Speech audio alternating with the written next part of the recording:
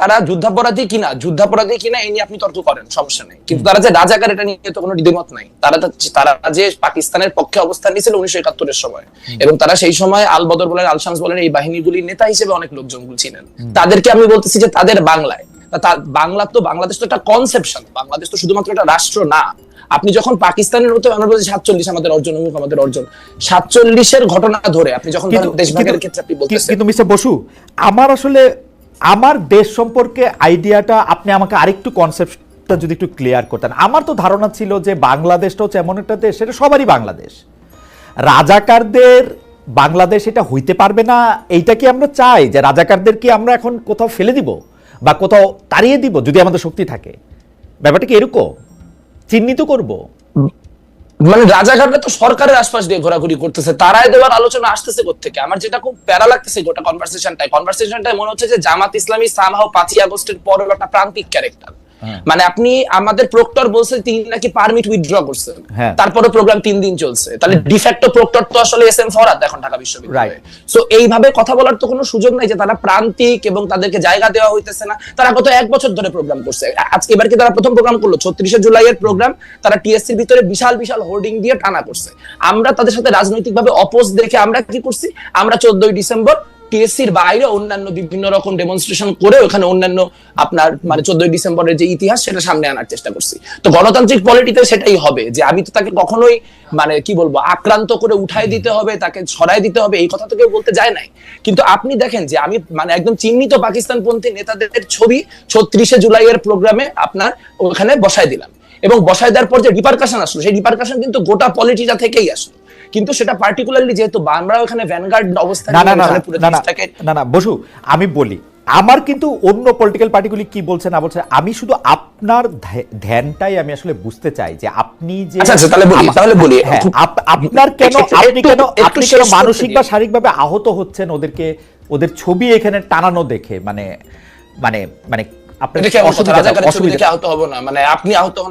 আমি রাজাকারের ছবি দেখে না, আমার আহত লাগে না, কারণ আমি তো আর ওদেরকে আমি তো বাংলাদেশটা সব মানুষের বাংলাদেশ জানতে মনে করি আর কি। খালেদ ভাই, এখানে তো নাগরিক অধিকারের প্রশ্ন তোলার কথা আসতেছে কোত্থেকে? যাদের ছবি দেওয়া হচ্ছে তারা সবাই মৃত, কাজে এখানে তাদেরকে বাংলাদেশে থাকতে দিব না, পাকিস্তানে পাঠিয়ে দিব, that is not the discussion we are having. আলোচনাটা হচ্ছে যে তাদেরকে আমি হিরো হিসেবে সেলিব্রেট করব কিনা। তারা বলতেছে যে তারা ভিকটিম হিসেবে রাখা হয়েছে, কিন্তু তার পর মুহূর্তে তারা যখন স্লোগান দিচ্ছে তখন তারা তাদেরকে হিরো হিসেবে সেলিব্রেট করতেছে। এখন আপনি চাইলে এটা রাখতে পারেন, তাহলে খুব ফাইন, যে হইতেছে এরকম হবে 5 বছর 2-4-5 বছর পরে আমরা আওয়ামী লীগের ক্ষেত্রে এরকম হবে যে আমরা আওয়ামী লীগকেও এরকম ভাবে একটা এন্ট্রান্স পলিটিক্সে দিয়ে দিব সবাই মিলে, যে হচ্ছে তারাও এরকম একই কাজ করতে পারে, তারা শেখ হাসিনার বাংলায় অমুকের ঠাই নাই আবার হবে বাংলাদেশে। কিন্তু তাহলে গণহত্যা কোয়েশ্চেনটা আসলে আমাদের কাছে সিরিয়াস না, আমাদের কাছে এটা সিরিয়াস এনাফ না যেটাকে আমরা লেফট ভার্সেস রাইট বা এই লেন্সে আমাদেরকে দেখতে হচ্ছে। কোয়েশ্চেন এটা না যে ওখানে বামপন্থীরা এরকম অবস্থান নিল কেন, কোয়েশ্চেন হচ্ছে এইটা যে আরো সবাই মিলে নিতে পারলো না কেন। একটা ছোট্ট জিনিস বলি, যে আমি যখন বলতেছি পাকিস্তান, আমি পাকিস্তান তখন একটা ধারণা হিসেবে বলতেছি, আমি পাকিস্তান একটা কনসেপ্ট অ্যাজ অ্যান আইডিওলজি বলছি, আমি পাকিস্তান অ্যাজ এ নেশন হিসেবে বলতেছি না। পাকিস্তানি হওয়া কোনো দোষের কিছু না, অনেক ভালো ভালো মানুষ পাকিস্তানি, আমাদের অনেক পাকিস্তানি কমরেড আছে। আমরা যখন বলতেছি মানে আপনার গোলাম আজম পাকিস্তানি, তার মানে গোলাম আজম তো 1972-এর পরে পাকিস্তানের সিটিজেনও ছিলেন, পুরো পাকিস্তান পুনরুদ্ধার কমিটির কাজকর্ম তারা করেছেন। সেই জায়গা থেকে আমার মনে হয় বেগমুল্লাহ, আমরা একটু সময় নেই, মানে আপনার হয়তো আমি আর আপনি কোন একটা জায়গায় কানেকশনে একটা অসুবিধা হইতেছে কিনা। আমার কাছে মনে হয় যে আপনি বাংলাদেশে আইন আদালত আছে, পাশাপাশি বাংলাদেশে রাজনৈতিক কর্মকাণ্ডও চলবে, রাজনৈতিক দলগুলিও থাকবে, কিন্তু একটা রাজনৈতিক দল আরেকটা রাজনৈতিক দলের বিশ্বাসকে বা তার ইডিওলজিকে আপনি কাউন্টার করার জন্য ওইখানেই সশরীরে দাঁড়ায় এই প্রতিবাদটা করবেন কিনা, এবং এই প্রতিবাদটা আসলে সেই জায়গায় যদি বিশ্ববিদ্যালয়ের কর্তৃপক্ষ স্টেপই না করতো তাহলে এটা আরও একটু খারাপ জায়গায় যাইতো কিনা, আমি ওইটা বুঝতে চেষ্টা করতেছি যে আপনার মনটা। যেমন আপনি আমার প্রশ্ন করলেন রাজাকারের ছবি দেখলে কি আমার খারাপ লাগবে না? না, আমার লাগবে না। ছবি দেখার সাথে খারাপ লাগার কোনো সম্পর্ক নাই, কারণ আমি আমার ইডিওলজি জানি, আমার ইডিওলজির সঙ্গে অন্য একটা ইডিওলজি আমাকে ব্যাহত করে কিনা বলতে আমি বুঝাতে চাই যে বাংলাদেশের সবার মতই থাকবে। আপনার মতটা যদি এখানে আপনি একটু বলতেন যে কেন আমাকে একটা ছবি দেখে খুব বিহব্বল হয়ে যেতে পারবে, কেন একটা স্লোগান শুনে আমাকে খুব কেঁপে উঠতে হবে, কেন, কারণটা কি? কারণ এখানে আমরা খুব স্পষ্টত দেখতে পাচ্ছি 24-এর যে অভ্যুত্থান, সেই 24-এর অভ্যুত্থানকে নানান ফর্মে 1971-এর কাউন্টার হিসেবে জামাত শিবির দাঁড় করানোর চেষ্টা করতেছে। এটা কোনো আইসোলেটেড ইনসিডেন্ট না, এই ইনসিডেন্ট গুলা বারবার করে করতেছে। মুখপত্রে বারবার করে লেখা হচ্ছে যে জামাত হচ্ছে কি কিছু মুসলমান ভুল বুঝে মুক্তিযুদ্ধে অংশগ্রহণ করছিল, সেই জায়গাটা নিয়ে আবার যখন যথেষ্ট চাপ আসতেছে তারা সেখান থেকে সরে যাচ্ছে। মানে সাথী এই সোহরাওয়ার্দী উদ্যানে একটা প্রোগ্রাম করার সুযোগ পাইছে, প্রোগ্রাম করা শেষেই প্রথম কথা বলছে যে 7ই মার্চেও এত লোক হয় নাই সোহরাওয়ার্দী উদ্যানে যে পরিমাণ লোক হয়েছে। এখন মুক্তিযুদ্ধের বিরুদ্ধে অবস্থান নিয়ে যদি আপনারা গণ্যমান্য ব্যক্তি আপনারা যদি সিদ্ধান্ত নেন যে বাংলাদেশে জামাত ইসলামী মুক্তিযুদ্ধের বিরোধিতা করলেও রাজনীতি করতে পারবে, রনি ভাই আছে, রনি ভাই অনেক পোস্ট মডার্নিজম, মুক্তমুখ, লেনিনিজম নানান কিছু দিয়ে ব্যাখ্যা দিতে পারবে যে হ্যাঁ মুক্তিযুদ্ধ বিরোধী অবস্থান নিয়ে বাংলাদেশে রাজনীতি করা যাবে, ফাইন, সেটা আপনাদের পলিটিক্যাল অবস্থান, এটা আমাদের পলিটিক্যাল অবস্থান না। আমাদের পলিটিক্যাল অবস্থান হচ্ছে ছাত্র শিবির নতুন প্রজন্মের, তারা যদি রাজনীতি করতে চায়, তারা যদি বাংলাদেশে অন্য সবার সাথে মিলে রাজনীতি করতে চায়, ওয়েল অ্যান্ড গুড। আমরা 24 অভ্যুত্থানের মধ্য দিয়ে আসছি, আমরা চাই নাই যে পুরানো যে মানে গ্যাঞ্জাম গুলো সেই গ্যাঞ্জাম গুলো ফিরে আসে, কিন্তু তারা যদি বারবার করে মুক্তিযুদ্ধের ব্যাপারটাকে ট্রিগার করার চেষ্টা করে তাহলে আমরা ট্রিগার্ড হব। এবং আপনি কনস্ট্যান্টলি ট্রিগার করার চেষ্টা করে কেউ ট্রিগার্ড হলে তখন ভিকটিম প্লে করবে, এটা হইতে পারে। ওকে, আপনি কি মনে করেন যে শেখ হাসিনার বিরুদ্ধে আন্দোলনে আপনারা প্রত্যক্ষভাবে অংশগ্রহণ করেছিলেন বাম শক্তিগুলি? আমি আপনার কথাই বলি, আপনার নেতৃত্বে আপনি যে রাজনৈতিক দলের ছাত্র শাখার নেতৃত্ব দেন তারাও অংশগ্রহণ করেছিল, কিন্তু এই আন্দোলনে আসলে আপনাদের আসলে কি ভূমিকা মানে আমরা মনে রাখবো যে আপনারা কি অনুঘটকের ভূমিকা পালন করেছেন, সহযোগী ভূমিকা পালন করেছেন, সামনে থেকে কোনো আদর্শের জায়গা থেকে এক হয়েছেন, নাকি আপনারা একটা অক্সিলারি ফোর্স মানে সংখ্যা হিসাবে সেখানে উপস্থিত ছিলেন? জনাব ইকবাল বসু একটু যদি বলতেন, রনিকেও একটু অ্যাড্রেস করেন যে এই ফেসিবাদ। হ্যাঁ, জি জি, বুঝতে পেরেছি। আপনার যে শেষ প্রশ্নটা, এই প্রশ্নটার উত্তর আমি দিব না এই সেন্সে যে আসলে আমাদের রোল কি ছিল, we will late history decide it for itself. আমাদের বড় কোনো মিডিয়া হাউস নাই, আমরা বড় কোনো কিছুর মানে আমাদের যে অবদান এটা কোনো কি বলবো মানে বট আইডি দেয়া বলেন বা হাজার হাজার বিশাল স্ট্রাকচারাল এলিমেন্ট দিয়ে এটা পোর্ট্রে করার কোনো উপায় নেই, আমি চেষ্টাও করব না। আমি বলবো যে আমরা কোথায় ছিলাম সেগুলো খুব প্রত্যক্ষ, কারণ আমরা কোনো এমবিসির সাথে মিটিং করি নাই, তো আমরা মোটামুটি মাঠে ছিলাম পুরোটা সময়। তো মাঠে মানুষজন দেখছে এবং যারা ওই সময় অন্যান্য শক্তি যারা প্রত্যক্ষভাবে মাঠে ছিল তারা এটা ইভ্যালুয়েট করবে। আপনি মন খারাপ করেন না, আমি শুধু প্রশ্নটা করি যে আপনারা কি আমি আন্দোলনে আপনারা প্রত্যক্ষভাবে অংশ নিয়েছেন সেটা আমি দেখেছি, আমি এটা সাক্ষ্য। কারণ হচ্ছে যে আমি সারাক্ষণই তখন কানেক্টেড থাকতাম, নানাভাবে টেলিভিশনে যা দেখানো হয়েছে তার চেয়েও বেশি আমি আসলে দেখতে পেরেছি নানা কারণে। এখন বেগমুল্লাহ, আমাদের প্রশ্নটা যদি আমি অন্যভাবে করি, আপনাদের কোন ইডিওলজি আসলে জুলাই স্পিরিটের মধ্যে আছে সেইটা থেকেও যদি একটু বলেন, আগের রনিটটা যদি একটু বলে নেন যে আন্দোলনটা মানে আমাদের আন্ডারস্ট্যান্ডিং হচ্ছে যে আমরা মুক্তিযুদ্ধপন্থী। সো আমাদের কাছে মুক্তিযুদ্ধ মানে হচ্ছে একটা বৈষম্যহীনতার সমাজ, যেই সমাজে মানে অর্থনৈতিক বলেন, সামাজিক বলেন, এইসব জায়গায় সাম্য থাকবে।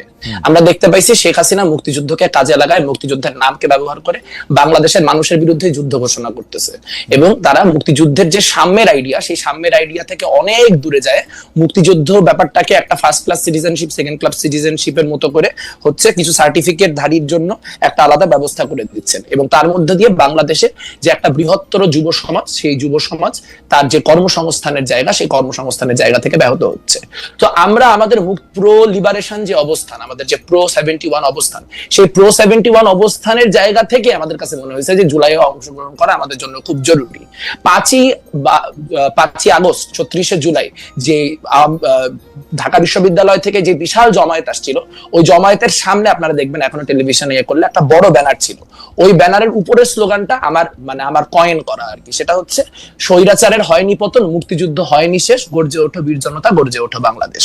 এখন ওইটা গ্রহযাত্রার ব্যানার ছিল, পরবর্তীতে ওই বড় মিছিল সেই ব্যানারটা সামনে। আওয়ামী লীগের হাত বামপন্থী, আওয়ামী লীগের ফেসিবাদী হাত, এটা একটু আমি বলতে চাই, আমি প্রশ্নটা বুঝেছি। সেটা হচ্ছে যে আচ্ছা, কয়েকটা জিনিস খুব ক্লিয়ার হওয়া দরকার। যে বিশ্বজিৎ হত্যাকাণ্ড 2012 সালে ঘটছে, শেয়ার বাজার কেলেঙ্কারি 2012 সালে ঘটে গেছে, সাগর রুনি হত্যাকাণ্ড 2012 সালে ঘটে গেছে। 2013 সালের আগ পর্যন্ত শেখ হাসিনা একজন খুব ভালো মানুষ, সে ভালো মতো চালাচ্ছিলেন, তার কোনো কিছু ছিল না। তারপর কিছু দুষ্ট বাম তার মাথায় কিছু খারাপ বুদ্ধি দিলেন, তারপর তাকে ভুল বোঝানো হইলো। এটা আসলে খুব কি বলবো, খুব চটকদার ন্যারেটিভ, কিন্তু রিয়ালিটির সাথে সম্পর্ক খুবই কম। যেই দলগুলিকে আপনি গণজাগরণ মঞ্চে থাকার জন্য কোট আনকোট অ্যাকিউজ করতে পারেন, সিটিভি বলেন, বাসদ বলেন, এগেন এই পলিটিক্যাল পার্টিগুলি আমি করি না, এই পলিটিক্যাল পার্টিগুলির অসংখ্য পজিশন নিয়ে আমি মানে আপনি যদি আমাকে ক্রিটিক করতে থাকেন, বামপন্থীদের ক্রিটিক করার জন্য আমি সারাদিন বসে করতে পারবো, খুব আনন্দ নিয়ে করতে পারবো। কিন্তু সিপিবি বলেন, বাসদ বলেন বা অন্য কোন দল বলেন, বামপন্থীদের মধ্যে জোটের দলগুলা বাদে, ওয়ার্কার্স পার্টি, জাসদ বাদে, কিন্তু 2014 ইলেকশনকে ভ্যালিডেট করার জন্য যায় নাই। তারা কিন্তু 2014 ইলেকশনে অংশগ্রহণ করে নাই। তার মানে কথাটা হচ্ছে যে যেহেতু ঘাতক দালালদের ব্যাপারে একটা সেন্টিমেন্ট বাংলাদেশের রাজনীতিতে অনেক দিন ধরে ছিল, এবং যেহেতু বামপন্থীরা কখনোই মানে এই জামাতি শক্তিগুলির সাথে কোনো জায়গায় ঐক্যমত্য হয় নাই বা তারা কখনোই হাতে হাত ধরে থাকে নাই, ফলে জামাত বিরোধী রাজনীতির ক্ষেত্রে বামপন্থীদের একটা আলাদা লেজিটিমেসির জায়গা আছে। এইটা আমরা আওয়ামী লীগের সাথে 2013-তে হাইরে গেছি। আমরা আওয়ামী লীগের সাথে গণজাগরণ মঞ্চে 2013-তে পারি নাই। আমাদের আন্দোলন, যে আন্দোলন আমি নিজে তখন স্কুলে পড়ি, আমি গেছি এই আন্ডারস্ট্যান্ডিং থেকে যে আওয়ামী লীগ আর জামাতের মনে একটা আতাত হয়ে গেছে, এই আওয়ামী লীগ জামাতের আতাত ঠেকানোর জন্য আমাদের যাইতে হবে। এটা হচ্ছে আমার সেই সরল শিশু মনের বোঝাপড়া। এই বোঝাপড়া থেকে প্রচুর লাখ লাখ মানুষ গেছে, তাদেরকে বামপন্থীরা আলাদা কোনো ডিরেকশনে স্টিয়ার করতে পারে নাই, ফলে আন্দোলন ক্রমাগত 5-7 দিনের মাথায় পুরোপুরি আওয়ামীকরণ হয়ে গেছে। আপনাদের গণজাগরণ মঞ্চের ইতিহাস নিয়ে কথা বলতে গেলে এটাও মনে রাখতে হবে যে সাজ্জাদ চৌধুরী যখন দ্বিতীয় দিন বা তৃতীয় দিন এই গণজাগরণ মঞ্চে গেছেন, তখন তিনি হচ্ছে শেখ মুজিবের কথা বঙ্গবন্ধু এই আলাপ করাতে তাকে বোতল ছুড়ে মারা হয়েছে যে শেখ মুজিবের আলাপ শুনতে চায় না, পারলে পাবলিকের আলাপ কিছু করতে পারলে করো। তা সেটা আসলে আমাদের একটা ঐতিহাসিক কাফফারা, আমরা 2013 কাফফারা দিতেছি যে আমরা এরকম একটা বড় 40 বছর ধরে যেটার পরিস্থিতি তৈরি হলো, মানুষ তিলে তিলে ঘাতক দালালদের বিরুদ্ধে অবস্থান তৈরি করে, সেটার জন্য একাডেমিক অবস্থান তৈরি করে, রাজনৈতিক অবস্থান করে জাহানারা ইমামরা যে লড়াইটা করে গেলেন, সেই লড়াইটা থেকে আমরা কোনো আপনার বক্তব্য মনে পরিষ্কার। আমি একটা ছোট প্রশ্ন করতে চাই, আপনি যদি এটার জবাব দিতেন। একটা জায়গায় রনি যেভাবে ফ্রেম করেছেন আমি সেভাবে ফ্রেম করতে চাই না, কিন্তু আমি এরকম করে বলতে চাই যে বাংলাদেশের বামপন্থী রাজনীতি কি শেষ পর্যন্ত একটা এলিট এবং দেশ মানে কথিত দেশ বিভাগের আগের রাজনীতিক ধারায় প্রচলিত একটা বড়লোক মানে খুব ধনী হিসাবে বড়লোক না, শিক্ষায় দীক্ষায় একটু আগানো, সুন্দর করে কথা বলে তাদের রাজনীতি হয়ে আটকে থাকে কিনা, এবং যারা হচ্ছে পরে মুসলমান মাদ্রাসায় পড়ে তাদের প্রতি একটা শ্রেণীবিদ্বেষ সেই বামপন্থা লালন করে কিনা, তারা মনে করে কিনা যে বামপন্থী যে রাজনীতি, অর্থাৎ আমি সরাসরি বলি যে ছাত্র ইউনিয়নের কোনো শাখা কি মাদ্রাসায় থাকার ব্যাপারে কোনো সময় কোনো আলোচনা হয়েছিল? কোনো সিপিবির কোনো শাখা কি আসলে যারা ইমাম সাহেবদের ইয়াতে যারা আছেন, ইমাম মসজিদে, তাদের কাছে কি কোনোদিন গেছিল? নাকি এইটা মানে উই আর দে অলওয়েজই? আপনি যদি আমাদেরকে 2 মিনিট একটু বলেন। হ্যাঁ জি জি, কমিউনিস্ট পার্টির বিষয়ে যে আলোচনাটা, সেই কমিউনিস্ট পার্টির বিষয়ে আলোচনা আপনি আমাদের কাছ থেকে জিজ্ঞেস করেন। ছাত্র ইউনিয়ন বিষয়ে আমরা 2020-21 দিকে কয়েকটা মাদ্রাসায় প্রাইমারি কিছু কাজ করার কথা ভেবেছিলাম, কিন্তু মুশকিল হচ্ছে যে মাদ্রাসায় আমি ঢুকতে চাইলেও মাদ্রাসায় আমি কেন, যেই মাদ্রাসায় শিবির মনে করেন ফাংশন করে, ওই মাদ্রাসা অন্য কোনো ইসলামিক সংগঠনে ঢুকতে পারে না, সেখানে হইতেছে বামপন্থী ঢুকাতে অনেক পরের কথা। আর এখানে বসে রনি ভাই বুঝায় যে ইনটলারেন্সের কালচার প্রাইমারিলি এস্টাবলিশ করতে হচ্ছে লিবারালরা, যারা হচ্ছে কালচারাল এলিট। একটা কথার উত্তর দেওয়া খুব জরুরি, এখন অবশ্যই আমাদের মাদ্রাসায় ঢুকতে হবে। মাদ্রাসায় এবং ক্যাডেটে ঢুকতে না পারলে সামনের দিনে বামপন্থী ছাত্র রাজনীতি নাই, কারণ যারা মাদ্রাসার শিক্ষার্থী তারা সব থেকে বেশি বঞ্চিত, তারা সব থেকে বেশি নিগৃহীত। কিন্তু আমি আপনাকে 2টা পয়েন্ট বলতে চাই। একটা পয়েন্ট হচ্ছে যারা সারাদিন মাদ্রাসার শিক্ষার্থীদেরকে রাজনৈতিক গুটি হিসেবে ব্যবহার করেন, গত মানে 5ই আগস্টের পর থেকে 4টা আলাদা আলাদা মাদ্রাসার শিক্ষার্থী তাদের যে মাদ্রাসা, সেই মাদ্রাসায় মারা গেছেন, অর্থাৎ এবং তার প্রত্যেকটা ক্ষেত্রেই তাদের গায়ে আঘাতের চিহ্ন পাওয়া গেছে, অর্থাৎ 4 জন মারাই গেছেন। তাহলে বাকিদের অবস্থা চিন্তা করেন। আপনি কি এই সংগঠনগুলিকে যারা সারাক্ষণ মাদ্রাসার শিক্ষার্থীদেরকে নানান রকম ভাবে পলিটিক্যালি টুল হিসেবে ইউজ করার চেষ্টা করে, তাদেরকে দেখছেন এর বিরুদ্ধে কথা বলতে? আমি কিন্তু এরকম একটা মানববন্ধনে যায় দাঁড়াইছি, সেটা খুবই সামান্য, আমাদের সাংগঠনিক কাছে সব জায়গায় বাড়াইতে হবে সেটাও সত্য, কিন্তু যাদেরকে আপনি বলতেছেন যে এরা এদের পক্ষে, এরা যেন বা হচ্ছে রাইট উইঙ্গাররা এদের পক্ষে, তাদেরকে কি কখনো আপনি দেখছেন মাদ্রাসার চলমান যে সংকটগুলি, সেই সংকটগুলিকে অ্যাড্রেস করতে? দেখেন নাই।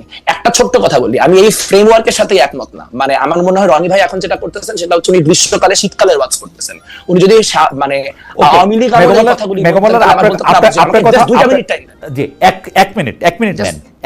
আচ্ছা, সেটা হচ্ছে বাংলাদেশের সবথেকে বড় সোশ্যাল ইনফ্লুয়েন্সার হচ্ছে এই মুহূর্তে আল্লামা পিনাকি ভট্টাচার্য এবং দ্বিতীয় হচ্ছে ইলিয়াস হোসেন। তারা দুইজনের কেউই তার নামটা ঠিক করে বলেন, মানে আপনি তো তার নামের সাথে মানে উনি তো একটা নামটা ঠিক করে বলেন, সেজন্য আমি বলতেছি। ঠিক আছে, আপনি জানেনই, আমি তো মানে তার একবার করার তো দরকার নেই। আচ্ছা ঠিক আছে, জানলাম কিন্তু নামটা মানে আচ্ছা ঠিক আছে, ওকে ওকে ওকে ওকে, পিনাকি ভট্টাচার্য এবং ইলিয়াস হোসেন। আচ্ছা ফাইন। বাংলাদেশে গত 11 মাসে ঠিক কি কি হয়েছে? আপনি যখন বলতেছেন যে বাংলাদেশের প্রধান কালচারাল প্যারাডাইম হচ্ছে আপনার এই মানে লেফট লিবারাল আইডিওলজিক্যাল জায়গা, গত 11 মাসে কতগুলা জায়গায় লালনের গান বন্ধ করা হয়েছে, গত 11 মাসে কতগুলি জায়গায় মাজার ভাঙা হয়েছে, গত 11 মাসে কতগুলি জায়গায় মব জাস্টিস তৈরি করে নানান রকম অবস্থান তৈরি করে মানুষের পোশাক নিয়ে মানুষকে পুলিশ করা হয়েছে। ধরলাম শেখ মুজিব অনেক বড় ফ্যাসিজমের আইকন, সেই জন্য শেখ মুজিবের ভাস্কর্য ভাঙতে হয়েছে, কিন্তু কোন অ্যান্টি ফ্যাসিজমের প্রয়োজনে, কোন ক্যালকেশিয়ান কি বলবো হেজিমনির বিরোধিতা করার প্রয়োজনে সিধু কানুর ভাস্কর্যগুলা ভাঙতে হয়েছে আপনি বলতে পারেন? ইনটলারেন্সের কথা এই 2025-এর মানে আগস্টে দাঁড়ায় বামপন্থীদের বা লিবারালদেরকে বলা, এটা একটা কি বলবো, আমি মনে করি এটা একটা বুদ্ধিবৃত্তিক। ওকে, আপনার কাছে আবার আসবো, আপনি 1 মিনিটের পর। খেয়াল করেন যে কেন বামপন্থীদের মধ্যে একজন বড় সোশ্যাল ইনফ্লুয়েন্সার হয় নাই, কেন বামপন্থীদের কথা আপনারা দেখেন, আপনারা সব ভালো কথা বলতেছেন, সব মানুষের কল্যাণে কথা বলতেছেন, তবুও মানুষের কল্যাণে আপনাদের কথা কেউ শুনছে না কেন? সেইটার কারণ কি? আপনারা রাজনীতিবিদদের কাছে যখন আমরা এই প্রশ্ন করি তখন তারা বলে যে আমরা টাকা পয়সা এবং অন্যান্য অনেক কিছুর কাছে হেরে যাই। আমরা যখন সোশ্যাল ইনফ্লুয়েন্সের কথা বলি তখন তার টাকা পয়সা, ভোট এগুলির ব্যাপার থাকে না, ক্ষমতার ব্যাপার থাকে না। আমরা কি আসলে বামপন্থীদের মধ্যে এমন একজন ইনফ্লুয়েন্সার দেখি যার ভিউ লক্ষ কোটি, যার সোশ্যাল ইনফ্লুয়েন্স এরকম সাংঘাতিক, যাকে আপনি কতক্ষণ আগে কিছু ইনফ্লুয়েন্সারের কথা বলে আপনি বলতে চেয়েছিলেন যে তার হলো দেশ চালানোর মতো? আপনাদের এটা হয় না কেন? এখন প্রশ্ন হচ্ছে, রনি আপনাদের বলছে যে এটা হয় না কারণ হচ্ছে আপনার অ্যারোগেন্স, আপনি এটার সাথে বা আপনারা লিবারেল না, ওই জায়গা থেকে যদি আপনি কথাটা বলেন। আমি রনি ভাইকে চিনি হচ্ছে উনি আর একটা বক্তব্য শুনছিলাম, খুব ভালো লাগছিল আমার, ফরাদ মাজার, তারপর হচ্ছে আমাদের সলিমুল্লাহ খান, ওনাদের নিয়ে। তো আমার থেকে রনি ভাই যত বড় বুদ্ধিজীবী, সম্ভবত রনি ভাইয়ের থেকে মানে ওই লোকগুলো আবার তত বড় সাইজের বুদ্ধিজীবী। আমার কাছে মনে হয় একটু বড় বুদ্ধিজীবীদের সাথে একটু আমি কোনো বুদ্ধিজীবী না, আমি কোনো বুদ্ধিজীবীও না। হ্যাঁ, ফলে বড় বুদ্ধিজীবী সবাই যে আসলে দুই পায়ে হাত, না তবে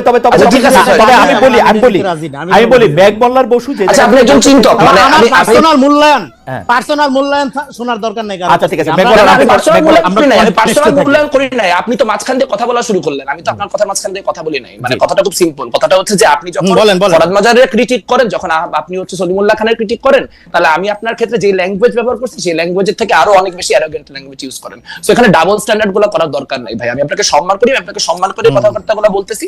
অনেক ক্ষেত্রে যেহেতু মতের প্রচন্ড ডিফারেন্সেস, আপনার কাছে যদি ডিসরেসপেক্টফুল লাগে আমি হাম্বলি সরি বলে নিতেছি।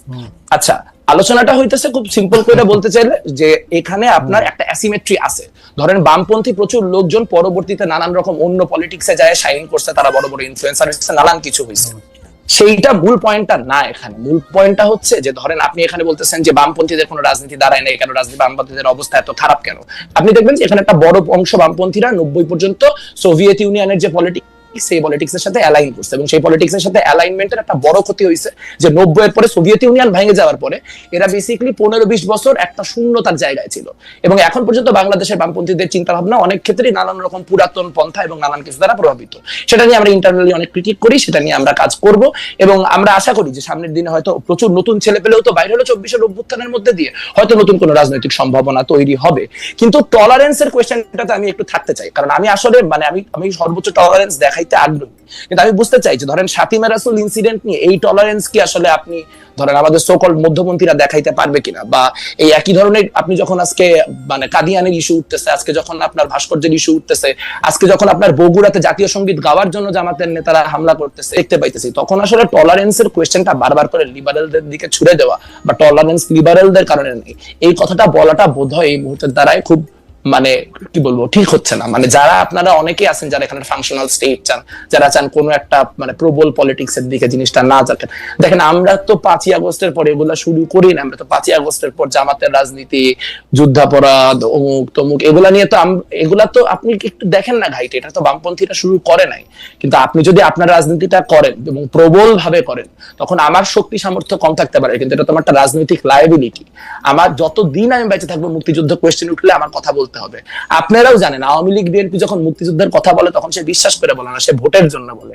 আমার জন্য এটা একটা আইডিওলজিক্যাল পয়েন্ট। সো সেখানে যখন যাবে আমি তো আমার মতো করে রিঅ্যাক্ট করব, কিন্তু সেই জায়গা থেকে আসলে আপনার রিঅ্যাকশনের ক্ষেত্রে আপনি একটু জি আপনার রিঅ্যাকশনের ক্ষেত্রে আমি শুধু আপনাকে এই প্রশ্নটাই করতে চাই যে আপনি যখন রিঅ্যাকশন করেন বা রিঅ্যাকশন দেখান, তখন যে আপনার সুরে কথা না বলে তাকেই আপনি শত্রু ভাবেন কিনা? মানে সুরটা আলাদা হইলি না না, আমি তো ইসলামিক শাসনতন্ত্র কি সাবস্টেন্সের জন্য না না না না মানে মানে অবশ্যই না, অবশ্যই না, অবশ্যই না। মানে আমি এখানে ইসলামী শাসনতন্ত্রের যেই যারা রাজনীতি করছে ক্যাম্পাসে তাদের সাথে আমার যথেষ্ট পরিমাণে সুসম্পর্ক আছে। ইসলামী শাসনতন্ত্র ক্যাম্পাসে রাজনীতি করে ইসলামপন্থী আরো অনেক রাজনৈতিক দল রাজনীতি করে। রাজনীতি ইসলামপন্থী থাকবে, বামপন্থী থাকবে, মধ্যপন্থী থাকবে, সবাই থাকবে, সেটা কোনো সমস্যা না। কিন্তু বাংলাদেশ একটা মুক্তিযুদ্ধের কোয়েশ্চেনে একটা অন্ততপক্ষে একটা বেসিক কনসেনসাস দরকার, এবং সেটা এরকম ভণ্ড কনসেনসাস না যে আমি মুখে বলবো আমি মুক্তিযুদ্ধ মানে নিচ্ছি, আমি সুযোগ পাইলেই মুক্তিযুদ্ধ বিরোধী পজিশনটায় আবার ফিরে যাবো না, এইটা হচ্ছে কথা। আর বাকি জি শেষ করেন ম্যাম মোল্লার। বাকি আপনি বলেন না, আমার তো আওয়ামী লীগের বয়ানের মুক্তিযুদ্ধের বিরুদ্ধে 1000টা কথা বলতে কোনো আপত্তি নাই। মানে আমি সিরাজ শিকদারের অবস্থান কি ছিল, কর্নেল তাহেরের অবস্থান কি ছিল, এখানকার তরিকতি মুসলমানদের অবস্থান কি ছিল, ইসলামকে মুক্তিযুদ্ধের সামনে কেমনে প্লেস করা হয়েছে, সেই যাবতীয় ক্রিটিক্যাল আলোচনা নিতে আমি 100 আগ্রহী। বসু একটু আসলে বামপন্থীদের জায়গায় সাথে ডায়লগই করা যায় না, এটা একটা। আর 2 নাম্বার কথা হচ্ছে যে 2 নাম্বার একটা হচ্ছে যে বামপন্থীদের সঙ্গে ডায়লগই করা যায় না, আর 2 নাম্বার কথা হচ্ছে যে 71 নিয়ে ভারতের যে বয়ান, সেই বয়ানটা কোনোভাবে আপনারা এটা প্রতিবাদ করেছিলেন কিনা, বা আপনি? আচ্ছা, আমি একদম শর্ট করে উদাহরণ বলি। আমি মোদির যে ভারত থেকে বাংলাদেশে আগমন, মুজিব বর্ষ উপলক্ষে তার বিরোধিতা করে ঢাকা বিশ্ববিদ্যালয়ে আন্দোলন করে, মানে ঢাকা ছাত্রলীগের হাতে রক্তাক্ত হওয়া লোক। সো বেসিক ইনফরমেশন মানে একটু জাইনে কথা বলতে হবে সহ আলোচকদের। দ্বিতীয়ত হচ্ছে খুবই গুরুত্বপূর্ণ যে এখানে গত বছর যখন এই গোটা আন্দোলন হচ্ছে, তার ঠিক 10 থেকে 15 দিন আগে আমরা ঢাকা বিশ্ববিদ্যালয়ে একটা বিশাল ওয়াল টু ওয়াল চিকা মারছিলাম মাওলানা ভাসানী, যেখানে লেখা যে পিন্ডির জিনজির ছিন্ন করেছে দিল্লির গোলামি করার জন্য নয়। সো আমরা আমাদের জায়গা থেকে মুক্তিযুদ্ধের যে ভারতীয় বয়ান, সেই ভারতীয় বয়ানকে সবসময় চ্যালেঞ্জ করতেছি। এখন মেইন স্ট্রিম মিডিয়া কখন এটা দেখবে আর কখন এটা দেখবে না, সেটা তো ভাই আমাদের উপর নির্ভর করে না। আপনি যদি তখন আমার উপর ওই লেন্সটা ফেলতেন তাহলে দেখতে পাইতেন, তখন ফেলা হয় নাই দেখে দেখা যায় নাই। আর একটা কথা বলা খুব ইন্টারেস্টিং, খুব গুরুত্বপূর্ণ। দেখেন, এখানে একজন লোক এতগুলা টলারেন্সের কথা বললে তার সহ আলোচকরা স্টুপিড বলে চলে গেল, এবং এটা এস্টাবলিশ করলো যে এই ঘটনার মধ্যে দিয়ে আমি অ্যারোগেন্ট এবং সে অ্যারোগেন্ট না। এবং আমি যখন তারে সরি বললাম, তারপরও সে আমারে গালাগালি করলো, এবং এর মধ্যে দিয়ে এস্টাবলিশ হলো যে বাংলাদেশে ডানপন্থীরা আসলে বামপন্থীদের অ্যারোগেন্সের কারণে হচ্ছে কোন রকম কনভারসেশন করতে পারতেছে না। আমি আপনার দর্শককেই বলবো যে আপনার দর্শকই জাজ হোক এবং বলুক যে আজকে যে গোটা কনভারসেশনটা হচ্ছে, এই কনভারসেশনে ইনটলারেন্সের জায়গা থেকে না। মেঘমুল্লাহ, আপনার কাছে কি মনে হয়, আপনি কি এই ডায়লগটা করার ব্যাপারে যথেষ্ট উৎসাহী বা যথেষ্ট পরিকল্পনা করতেছেন? এটা মানে আপনাদের মধ্যে পরিকল্পনা আছে কিনা, মানে আপনি আরেকটা লোক? অবশ্যই মানে আলোচনা সব সময় ওয়েল অ্যাকসেপ্টেড। আমি তো এখনো এটা শেষ করে দৌড় দিয়ে আরেকটা টক শোতে যাব, যেখানে আমার শিবিরের একজন প্রতিনিধির সাথে বসতে হবে। আমাদের তো মানে আলোচনার জায়গায় আমরা সব সময় ওপেন। আমরা নিজেরাও বুঝতে চাই আমাদের যে বামপন্থা, সেটা যাতে এখানকার সাথে আরো ইন্ডিজিনাস করার জন্য কি করা যায়, 21শ শতাব্দীর সাথে আরো রেলেভেন্ট করার জন্য কি করা যায়, তার সবই আমি করতে আগ্রহী। প্রিয় দর্শক, আসসালামু আলাইকুম। এই শেষ পর্যন্ত ভিডিওটি দেখছেন, সেজন্য আপনাকে অনেক ধন্যবাদ। প্রিয় দর্শক, আজকে টক শোতে আলোচনা করছেন খালেদ মহিউদ্দিন, আপনারা দেখতেই পেলেন, এবং আরও ছিলেন মেঘ মোল্লার বসু, আরও ছিলেন জামাতে আমির ডক্টর শফিকুর রহমান। প্রিয় দর্শক, মেঘ মোল্লার বসু জামাতকে উদ্দেশ্য করে কিছু কথা বলছে। এই কথাগুলি আপনার কাছে কতটা যৌক্তিক মনে হয়েছে সেটি অবশ্যই কমেন্ট বক্সে জানাবেন। মেঘ মোল্লার বসু যদিও বয়সে ছোট, তারপরও সে যেই কথাগুলি বলছেন, এই কথাগুলি কিন্তু অনেক বড় কথা, এবং এটি আসলে বাংলাদেশকে অস্থিতিশীল করার জন্য যথেষ্ট। যেখানে জামাত বর্তমানে বাংলাদেশে একটি জনপ্রিয় দল, এই দলটিকে উদ্দেশ্য করে মেঘ মোল্লার বসু এমন কিছু তথ্য দিয়েছেন, যে তথ্যগুলি আপনারা শুনলেন, জানলেন, দেখলেন। এখন আপনার যেটা করতে হবে সেটি হচ্ছে আপনাকে একটি কমেন্ট করে জানাতে হবে যে মেঘ মোল্লার বসুর কথাগুলি কতটা যৌক্তিক ছিল, খালেদ মহিউদ্দিন সাহেবের প্রশ্নগুলি কতটা যৌক্তিক ছিল। প্রিয় দর্শক, বাংলাদেশের রাজনীতিটাকে সুন্দর করে সাজাতে হলে আমাদেরকেই এই রাজনীতিতে ইনভলভ হতে হবে, কিংবা সাপোর্টিভ হতে হবে। এমন একটি দলকে আমরা সাপোর্ট করব যে দলটি সমাজের জন্য ভালো কাজ করতেছে। এখন আপনি বলতে পারেন যে ভাই, তাহলে কি অনেক আগে যেই সব দল খারাপ কাজ করছে তারা যদি এখন ভালো কাজ করে তাদের সাথেই থাকবো? এখন সেটি সম্পূর্ণ আপনার ইচ্ছা। দেখেন, অনেক আগে কোনো একটি দল খারাপ কাজ করছে, এখন সেই দলটি যদি ভালো কাজ করে, এবং ভবিষ্যতের কথা তো বলা যায় না, ভবিষ্যতে কি কাজ করবে না করবে, তো সেটি সম্পূর্ণ আপনার ইচ্ছা। আপনি চাইলে সেই দলে যোগ দিতে পারেন। আবার আপনি আরও একটি প্রশ্ন এখানে কিন্তু করতে পারেন, সেটি হচ্ছে, অনেকে বলতে পারেন আজ থেকে যদি 20 বছর পর আওয়ামী লীগ আবার ভালো হয়ে ফিরে আসে, তাহলে কি তখন মানুষ আওয়ামী লীগকে সাপোর্ট করতে পারবে? সেটিও সম্পূর্ণ আপনার ইচ্ছা। আপনি কি করবেন না করবেন সেটি সম্পূর্ণ আপনার, যেহেতু বাংলাদেশটা একটি স্বাধীন দেশ, সেহেতু আপনার স্বাধীনতা আছে, আপনি একটি দলকে সাপোর্ট করবেন। কিন্তু আমি বলবো যে যেই দলই সাপোর্ট করেন দেখে শুনে সাপোর্ট করবেন। প্রিয় দর্শক, বর্তমান সমাজে সবাইকে বলবো না, কিছু সংখ্যক অসাধু মানুষ আছে যারা এই রাজনীতির সাথে জড়িত। গুম, খুন, দখলদারি, চাঁদাবাজি, নেশাদ্রব্য বিক্রি করা এরকম লোক কিন্তু বর্তমান সমাজে নেতৃত্ব দিতেছে অনেক জায়গায়। তো এইসব লোককে সাপোর্ট করা বাদ দিন। এইসব লোকের পিছনে যখন আপনি সাপোর্ট করা বাদ দিয়ে দিবেন, তখন দেখবেন এইসব লোক এমনিতেই দুর্বল হয়ে যাচ্ছে এবং তারা সমাজের নেতৃত্ব থেকে দূরে সরে যাচ্ছে। আমাদের উচিত আমরা এই সমাজের ভালো মানুষগুলিকে নেতৃত্ব দেওয়ার সুযোগ দিব, তাদেরকে সাপোর্ট করব, তাদেরকে রাজনীতিতে আনবো। অনেক ভালো মানুষ আছে যারা রাজনীতিতে আসতে চাচ্ছে না, কারণ বর্তমান রাজনীতির অবস্থা খুবই খারাপ। তো এই ভালো মানুষগুলিকে আমরা উৎসাহিত করব যে আপনি রাজনীতিতে আসেন, রাজনীতিটাকে ভালো করেন, সমাজের মানুষের উপকার করেন, বিপদে আপদে পাশে দাঁড়ান। এটাই তো, বিপদে আপদে মানুষের পাশে দাঁড়াবে তার মানে এই না যে সে চুলা জ্বালাবে আর আপনার রাজনৈতিক নেতা গ্যাস লাইট নিয়ে দৌড় দিবে, এরকম না। জাস্ট বড় বড় বিপদ আপদ বুঝতেই পারছেন।